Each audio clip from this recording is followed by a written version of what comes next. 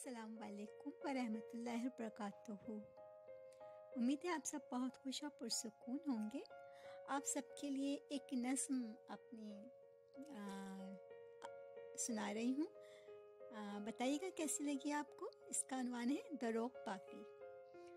यूँ समझिए कि ये नज़्म उन लोगों के लिए है जो थोड़ा सा आनाकानी करते हैं ना किसी बात पे, किसी बात को यूँ ही बस कह लीजिए बस झूठ बोलते हैं, तो उनके लिए है। तो चल शुरू करती हूँ। रहने पे तो छोड़ो भी, रहने पे तो छोड़ो भी, क्या कहूँ तुमसे अब। ये मचलता शोर मचाता गुलाब सा खिलता, कोयल सा कूकता अपनी ही आवाज से मुस्काता, शर्माता कभी सहमता, रेशमी चिलमन से झांकता, जीने के बहाने सिखाता, हर जाई एक कचदा।